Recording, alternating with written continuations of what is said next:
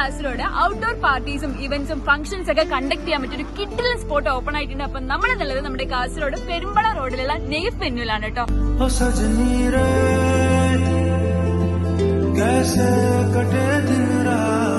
അത്യാവശ്യം നല്ലൊരു പ്രീമിയം ലുക്കിലാണ് കേട്ടോ അവർ ഈ ഒരു വെന്യൂ ഫുൾ ആയിട്ട് ചെയ്തിട്ടുള്ളത്.